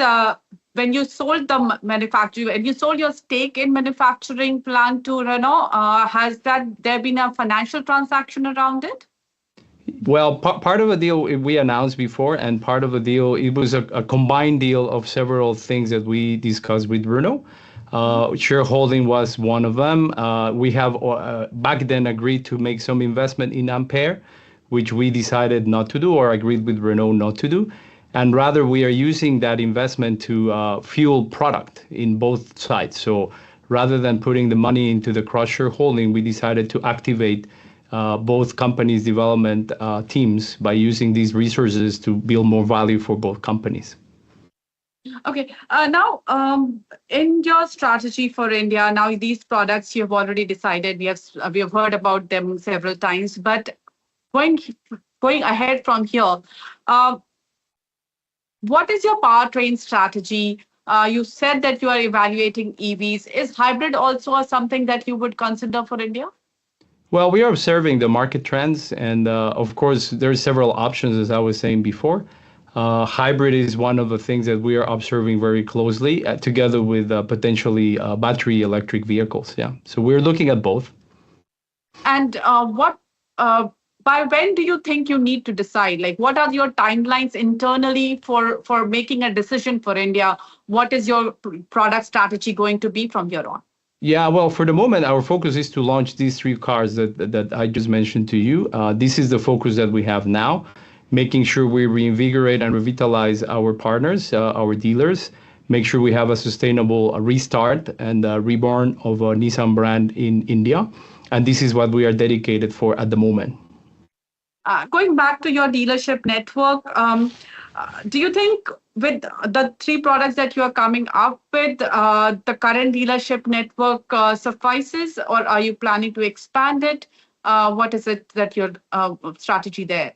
Yeah, for the moment, I'm not aware of any plans to change the network. As I said, the focus is to launch with the vehicles that we have, utilize the partner base that we have, which, as I said, is very loyal and has been with the Nissan brand for long. And it's time for us to bring them the right product so that they can make a good, sustainable future. With these 3 new products, what is the market size what is the market share that you would like to have? I'm not saying what would you get, but what would you like to have? I don't have the market share in mind, but the image of volume that we are seeing with the 3 new cars is to get around 100,000 units in total. Yeah, so when you look at the numbers, it's around 100,000 units for India and 100,000 units to be exported out of India. So these are the high-level targets that we are considering for the moment. Okay. Now, let's talk about your EV strategy. Nissan has talked about solid-state batteries for a long time, and there is a timeline that you had said. But does Nissan is still continuing with those timelines, 2028, and what's happening on that? Yeah, we continue with the targets that we have announced. We keep working on our all-solid-state battery because we do believe this is a game changer. That will really change the way EVs are built, with the density that these batteries can have, and the size, because of having more density, energy density, the size of the batteries are much more compact and lightweight. So the way you can create a car really changes. Also, the speed of charging is a real difference, as well as the way you engineer and develop the car. So it can really change the acceptance and the acceleration of the battery EVs, and that's why we are continuing to invest actively on the development of this technology. All these geopolitical tensions brewing across the world, how is that impacting business? Of course, there are many unfortunate wars happening right now. But besides that, there is also an imbalance on the trade side where different countries are coming up with different restrictions. For example, China had a rare earth magnet restriction. How is that impacting business? Yeah, well, it's making our lives as OEMs a bit more complicated, as you highlighted. The beauty of Nissan is that we are a very global company. Our footprint is pretty wide. So we have operations in most major regions and markets across the globe. And this allows for flexibility. The other thing that helps is having partners. Yeah.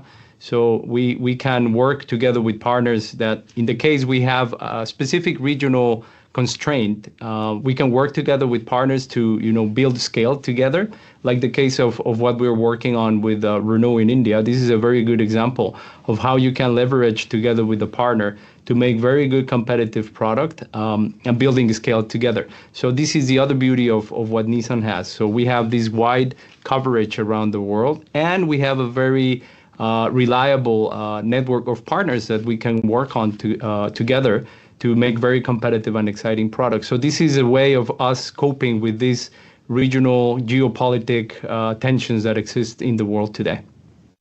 Ivan, I know you took over Nissan some time back, and you have now seen Nissan in its global form. Nissan has one name which has been in the market for a long time, was always a haloed brand, known for reliability.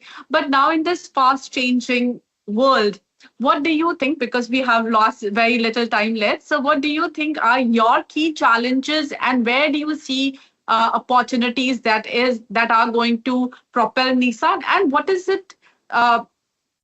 Nissan look like, say, 5 years down the line? Well, in the short term, the challenges, as I was just mentioning at the beginning, is to execute our re-Nissan plan. We need to bring the company back to its right footing. And once we have this stability, we will be able of sprinting forward. And the beauty, as I was saying, of Nissan, you were asking about the strengths. One is our worldwide footprint and the coverage that we have, which allows us to pivot and move around the different geographies to have a stable business operations around the world in an efficient manner. So this is what we will be working on. Then, as for the future, the beauty of Nissan, as you said, is we have a lot of innovation. We have a lot of technology. And this company, our company, is very, very capable in terms of engineering and technology. So we will keep investing on this. You mentioned about solid-state battery, but this is just one piece. Our company is very, very strong when it comes to autonomous drive technology, when it comes to software and connectivity, and of course, electric vehicles, which is part of what you were asking. So we will very much actively keep investing on these areas because this is the future of the automotive industry. And I would love to see Nissan becoming the top player, the top Japanese player in terms of the intelligent vehicle. yeah, this is for me the future of the industry, and this is where I want to bring Nissan forward. All right, Ivan. Thank you so much for joining us today and taking time out to speak to us. Thanks a lot. Thank you. Thank you for your time.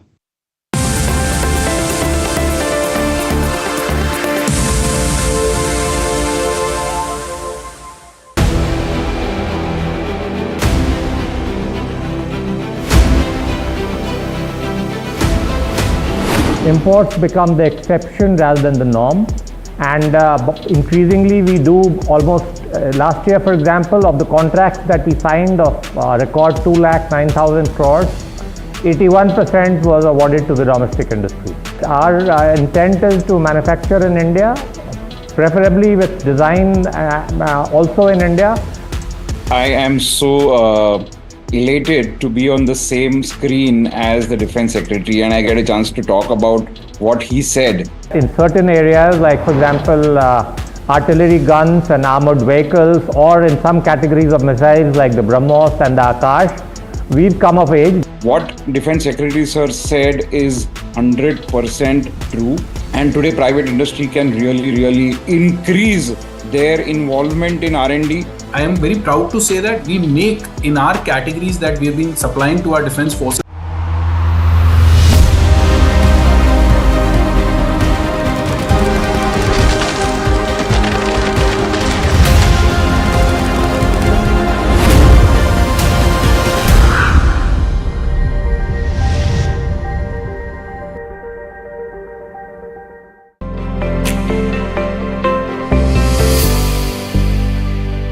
Hello and welcome to VoiceWhat presents the great business story transforming India in association with NDTV Profit.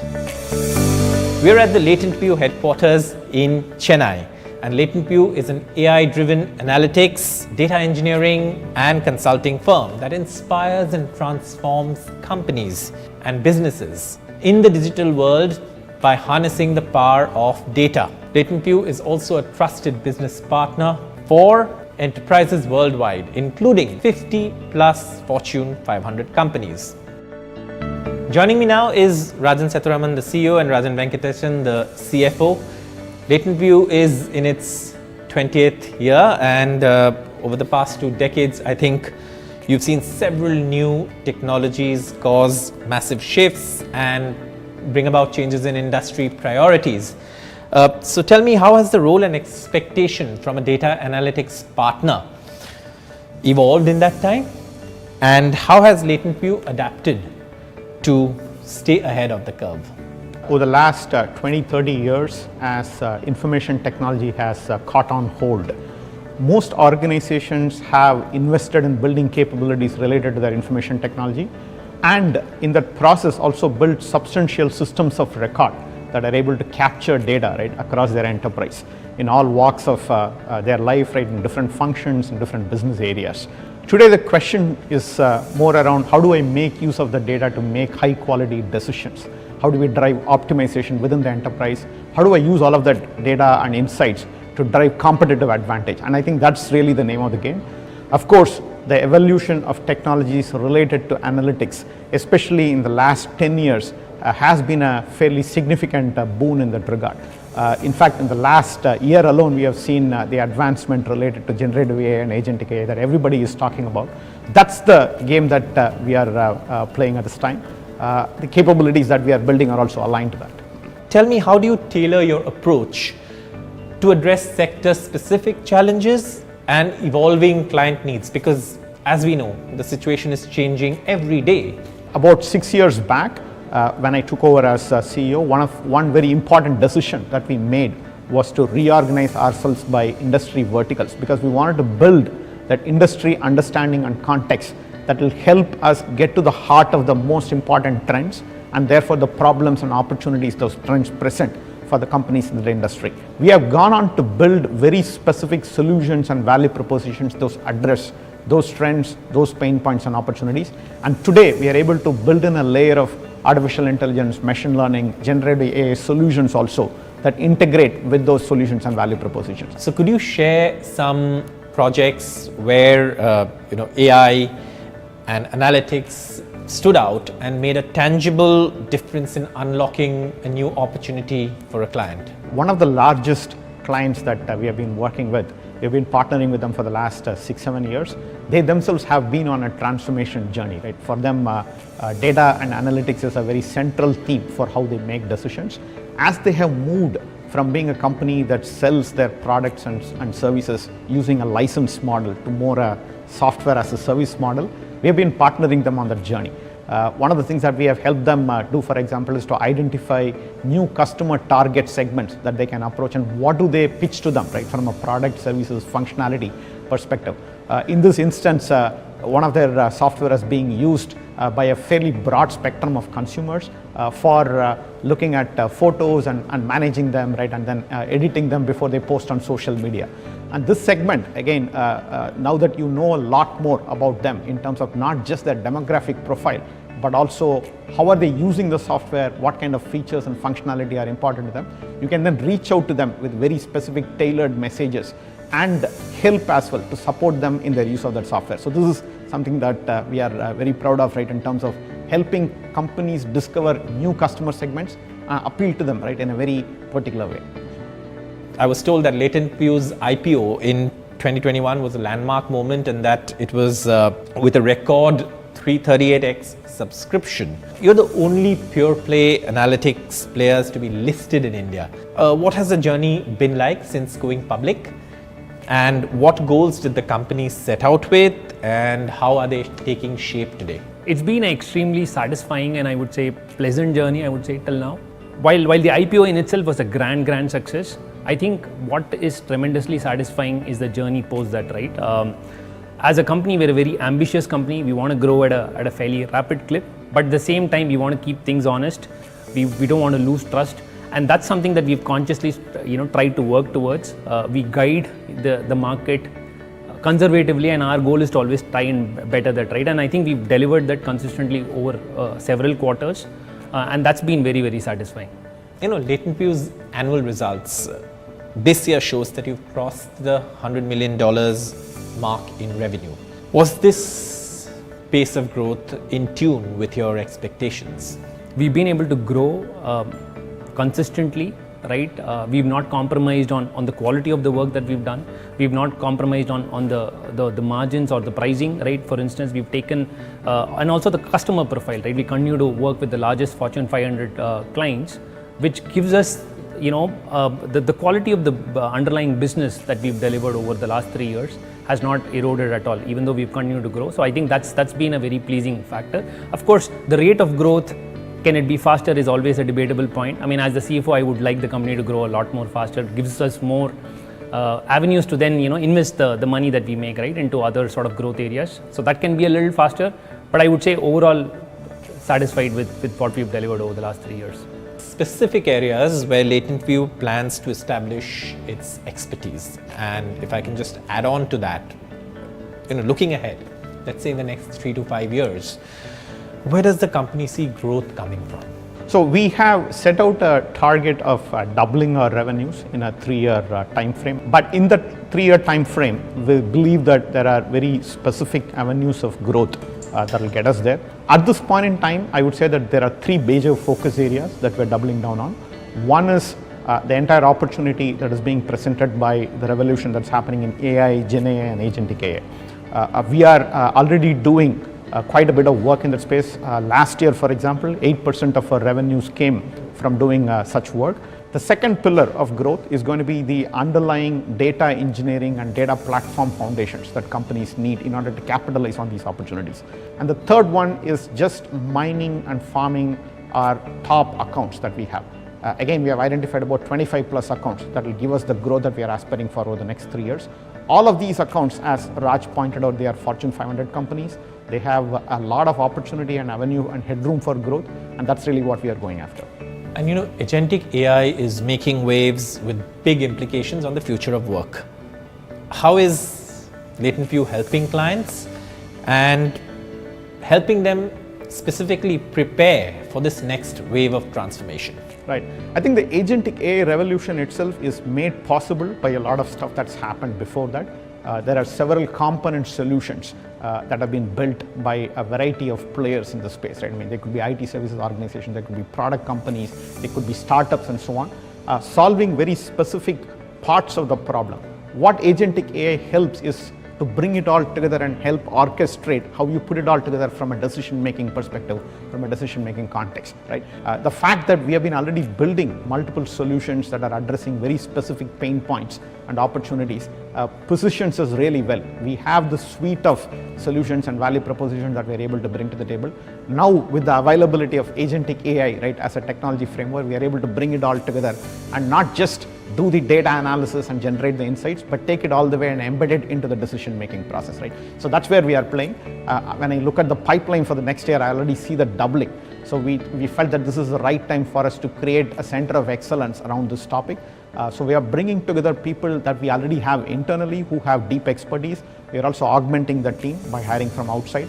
And this team will do the R&D and the research and the experimentation about understanding the optionality that is evolving in the space so that we can recommend the right kind of architecture that is needed for the Gen AI and agentic AI solution. So that's the approach that we are taking. So last year, LatentView made its first acquisition, and what was the thinking behind choosing a company like Decision Point, and how are you leveraging their expertise? Traditionally, we have been very strong in the technology and the digital native domain.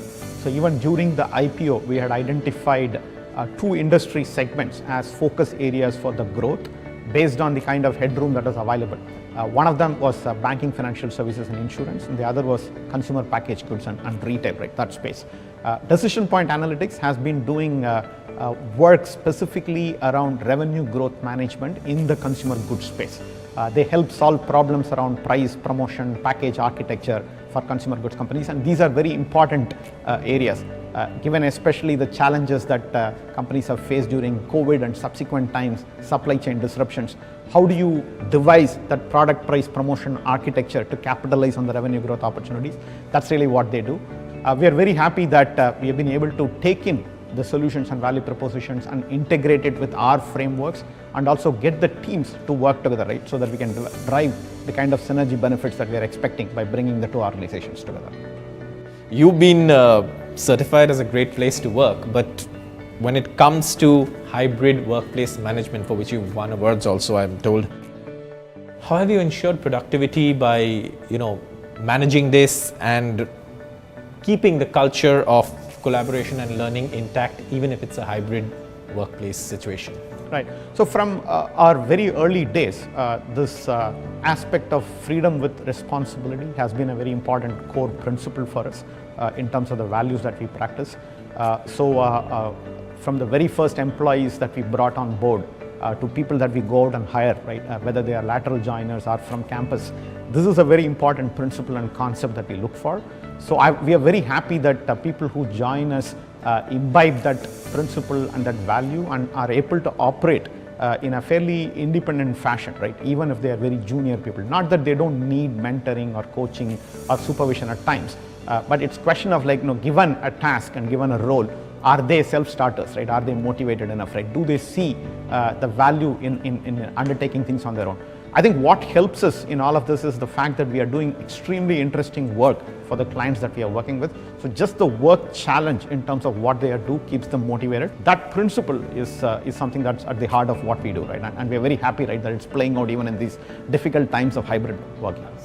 Thank you so much, gentlemen, for joining us, and I'm sure the awards, the IPO, the numbers, everything indicates that you're certainly doing things right. Thank you so much for your time on NDTV and NDTV Profit and for this special segment. Thank you, Saurabh. Thank you.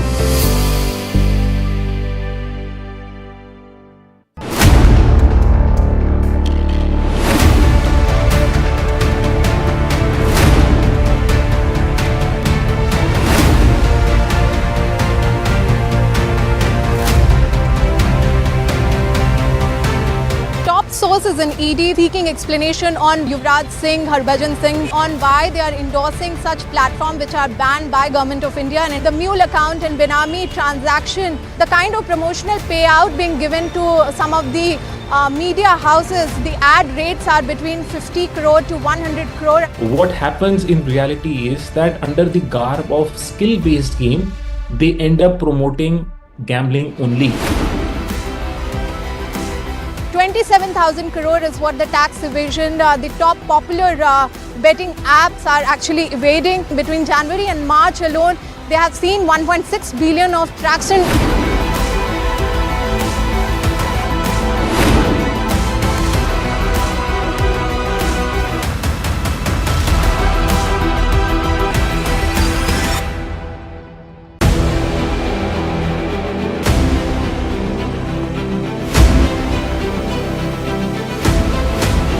Imports become the exception rather than the norm, and increasingly we do almost last year, for example, of the contracts that we signed of record 2,09,000 crores, 81% was awarded to the domestic industry.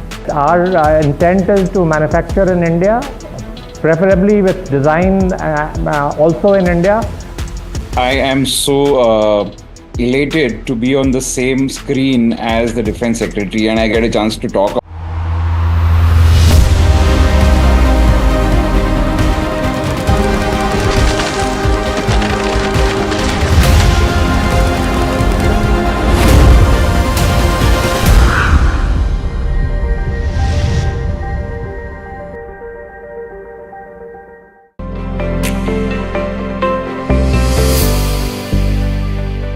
Hello and welcome to VoiceWhat presents the great business story transforming India in association with NDTV Profit. We're in the industrial city of Hosur at the factory of the MPPL Group, which is India's largest contract manufacturer and exporter of toys. Along with being India's largest exporter of toys, the MPPL Group also caters to automotives, consumer electronics, sports, furniture, industrial goods, and functions from 5 plants spread across over 1 million square foot of manufacturing space with 2,000 plus employees. And the interesting thing is, 65% of them are women.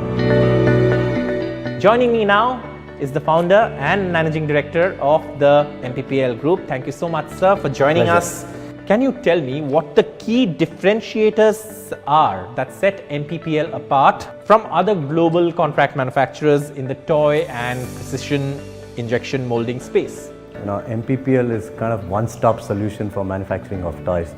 There are very few players in India and also globally who can provide solution from an ideation, prototyping, tooling, the entire manufacturing process, assembly, decoration, packaging, testing, and then supply to every nook and corner of the world as you get from the retail shop. You spoke about tooling, so can you elaborate on your in-house design and tooling development process and how it shortens perhaps time, for new product launches? See, in toys, it's a very seasonal product. So by having in-house facility, we have one of the best tool rooms in India, I would say.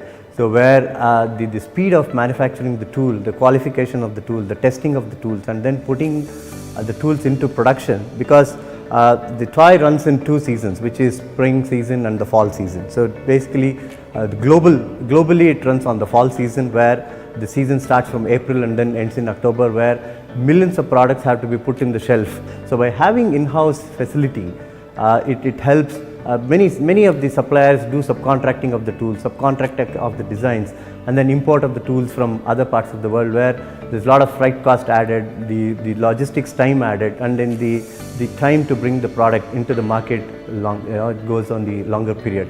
By having this facility in-house, we are able to cut down the period by multiple weeks, which is the important criteria for the customers to have all the products in the shelf before the season starts. Can you tell me what safety and compliance standards do your toys meet, especially for global markets and some of the most well-known retailers of toys globally? As you rightly said, we cater to some of the biggest global brands and also some of the largest retailers. Each and every material what we use, whether it's the raw materials, whether it's the colorants, the paints, the inks, the master batch, even the packaging, are compliant with EN 71 standards. And also we have a well qualified physical lab, in-house physical lab, which is approved by all the big brands whom we cater to. So each and every product what we manufacture, right from the design stage and the manufacturing stage and the final stage, goes through this safety standards, functional standards, the incoming chemical standards, quality standards. It meets all these requirements, and there is a third party audit of all these products before which everything gets shipped out. Even there are surprise audits on these product lines in the process what we follow, and we are one of the most hygiene company with respect to all these compliances. So we have supplied in the last 10 years millions of products globally, and I can proudly say we have never had even one return so far. What percentage of your toy manufacturing is electronic or battery operated? Yeah, we have an in-house SMT line, a PCBA manufacturing line, where all our electronic toys, which is about 40% of our total portfolio, we manufacture the entire PCBA ourselves, and we assemble ourselves, test it, and then the electronic toys are developed and then shipped to all parts of the world by developing all this capability in-house. And sir, how do you cater to, say, IP and confidentiality requirements, because you're catering to some of the most well-known brands who will focus very strongly on IP and confidentiality as well? See, it goes both ways. It goes with the trust of the customers, the way we run the company. We run a very transparent company. The customers are always in the company. They are most welcome to look at our manufacturing process. Each customer knows, and we very clearly mention to them what kind of products we cater to different different brands and different customers. There is no crisscross of any technology and any product lines there. And recently we are certified by one of the global brands as an IP compliant company. So when I say IP compliant, there are many processes we need to follow, right from the RFQ stage to the quotation stage, and also all the development phases and the manufacturing till the launch of the product. There are very strict, vigorous process which we need to follow. It's also the trust and the openness with which we run, and then the customers know very well that the product line what we do with each and every customer is unique to that customer, and there is no crisscross of those product line across the customers. So we've been focusing on toys, so let me slightly move away from toys and ask you, can you share examples of high precision molded parts or sub-assemblies that you have developed for clients in the automotive or the electronic sectors? We produce very high precision products. For even in automotive, we handle some of the biggest customers, the Japanese customers. The Japanese customers are very stringent when it comes to toys, when it comes to their requirement in terms of quality, delivery. I can say very proudly with one of the major automotive giants from Japan, we recently got the best partner award with that customer, and then for last I think more than 10 years we are with 0 ppm and then 100% delivery compliant, 0 ppm supplying to their line just in time with no incoming inspection at their stage, and our products directly going into their lines. And we have some of the best technology injection molding machines in-house with all electric machines. These machines are capable of producing products with under 1 micron accuracy levels, and we have the best measuring equipments in-house to measure those products, and the capability to build molds to suit such high precision requirements. So with this capability, we cater to consumer electronics, we cater to automotive, we cater to sports. We are very big in sports as well, and then furnitures, and then industrial products. So across the spectrum, our team is capable of handling some of the best engineering materials, very well experienced in handling, because the team what we have come with some big experience from automotive industry, consumer electronics, medical industry. So they all come with such experience. We are able to manufacture the products with very high accuracy in terms of dimensions, and in terms of aesthetics, we cater to some of the A-class products aesthetically, where the finish and the quality of the products is of such an importance. We are able to cater very high precision products and very highly aesthetically driven products as well. Can you tell me how you maintain consistency in quality in high volume production runs? It's all about building the quality culture, because you can't drive the quality forcibly. The quality has to be driven by each and every person inside the company. So it is the culture. We really put a lot of emphasis on the quality culture, training, sending people to look at the best practices globally, because our team travels to some of the best customers running best practices globally. See, we go and get trained from them and try to implement the best practices in-house. But basically it's all about the combination of the best infrastructure, the best machineries and the people, and all working towards building a culture which is quality first to the customers. Can you tell me a little bit about your sustainability initiatives? It's such an important thing these days. We as a company, all our group companies, I must say, we have put rooftop solars in all the plants, and then we are with Wheeling. I can very proudly say that we are almost 50% carbon neutral, and with the aim that next 3 years we want to be about 70 to 75% carbon neutral, and a lot of initiatives are done towards becoming 75% carbon neutral. So can you tell me a little bit about your automation, digital transformation initiatives that you've implemented across your production units and that have led to actually these units to boost productivity? There's a lot of initiatives, but this is something I would like my COO, Mr. Dhruva Kumar, who is really champion of leading these initiatives inside the company, to probably explain to you. I think he's the better person to answer this question, I guess. We have implemented SAP across the 5 units, where the entire business is been digitalized from PO to dispatch. This helped us to have a continuous traceability for each and every shipment what we are doing it for an export consignment as well as local consignment. In coming into the automation part, the management is very conscious on implementation of automations based on process oriented projects, where the common processes are there, where automation is being implemented. Product specific, we are conscious based on the volume and the business potential. We select the projects and implement the automations. We have successfully implemented semi-auto as well as fully automations based on our needs and the business potential. What are MPPL's strategic goals over the next 5 years, and particularly in expanding your customer base or entering new market segments globally? What are your plans for the next 3 to 5 years? We work with almost, I would say, top 12 to 15 global brands and the top retailers. Our aim is to be double our portfolio what we have today in terms of revenue, and be probably a $150 million company in the next 3 years. That's what with which we are working.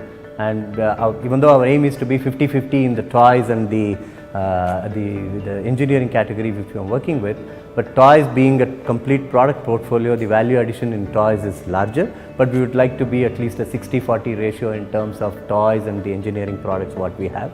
With two strategy. One is to go deeper with the existing customers and probably look at sectors which we are not into. Probably a medical segment is something which we are not into, and then aerospace and defense is something which we are not into.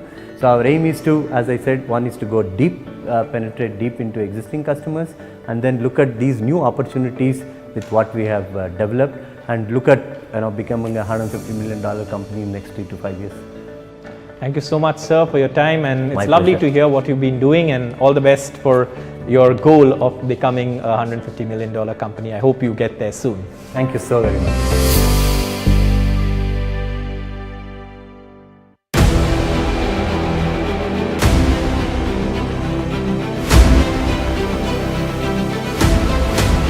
Imports become the exception rather than the norm, and increasingly we do almost last year, for example, of the contracts that we signed of record 2,09,000 crores, 81% was awarded to the domestic industry.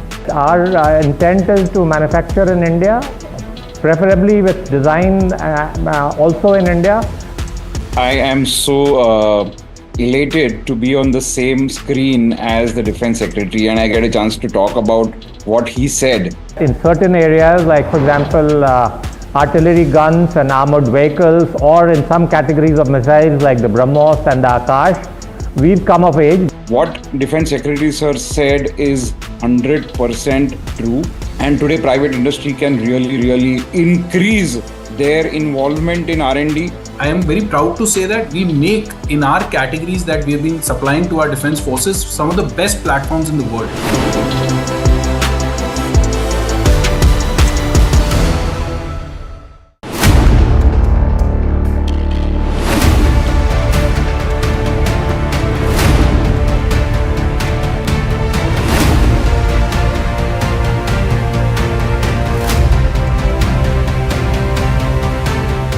Sources is an ED seeking explanation on Yuvraj Singh, Harbhajan Singh, on why they are endorsing such platforms which are banned by Government of India, and the mule account and Benami transaction, the kind of promotional payout being given to some of the media houses, the ad rates are between 50 crore to 100 crore.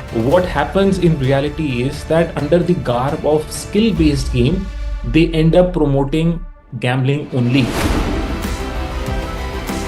27,000 crore is what the tax evasion, the top popular betting apps are actually evading. Between January and March alone, they have seen 1.6 billion of traction.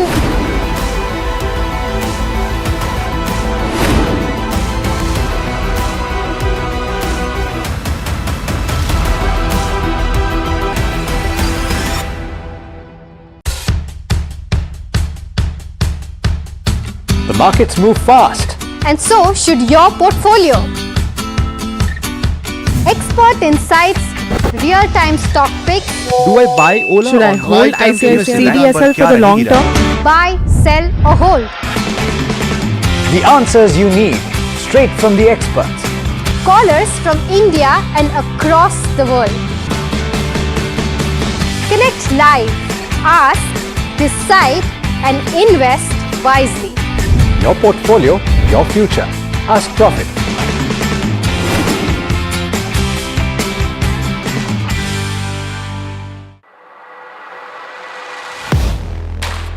Do you really know the company you invest in?